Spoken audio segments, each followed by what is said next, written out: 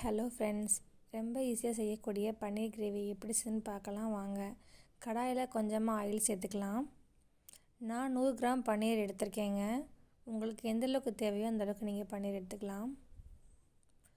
கொஞ்சமாக உப்பு, தனி மிளகாய்த்தூள் சேர்த்து நல்லா ஃப்ரை பண்ணி எடுத்துக்கலாம். இந்த மாதிரி நீங்கள் பன்னீர் கிரேவி செஞ்சீங்கன்னா அடிக்கடி செய்வீங்க. ரொம்ப ஈஸியாகவும் செஞ்சிடலாம், ரொம்ப டேஸ்ட்டாகவும் இருக்குங்க.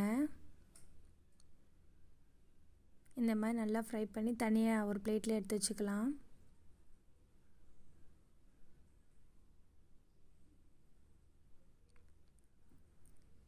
கொஞ்சமாக பொட்டுக்கடலை, 2 பச்சை மிளகா, ஒரு சின்ன துண்டு இஞ்சி, ஒரு பெரிய சைஸ் தக்காளி, வெள்ளைப்பூண்டு எல்லாத்தையும் மொத்தமாக போட்டு மிக்ஸி ஜாரில் அரைச்சிக்கலாங்க.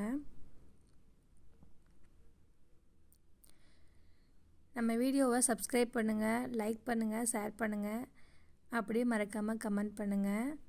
அதே கடாயில் நான் 2 ஏலக்காய், ஒரு பட்டை, ஸ்டார் பூ எல்லாம் சேர்த்துருக்கேன். பெரிய வெங்காயத்தை ரொம்ப குட்டி குட்டியாக நறுக்கி சேர்த்துருக்கேங்க. கொஞ்சம் நல்லா வதங்கின பின்னாடி சால்ட்டு சேர்த்துக்கலாம். அரைச்சி வச்ச பேஸ்ட்டையும் சேர்த்துக்கலாம்.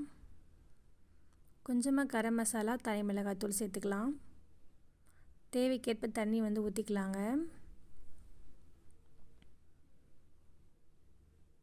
ஒரு 2 கொதி வந்த பின்னாடி பன்னீர் சேர்த்துக்கலாம்.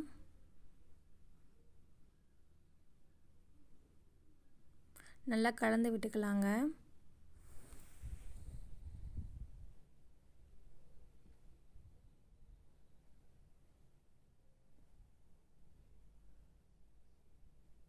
நல்லா கலந்து விட்ட பின்னாடி கொத்தமல்லி தழை தூவிக்கலாம்.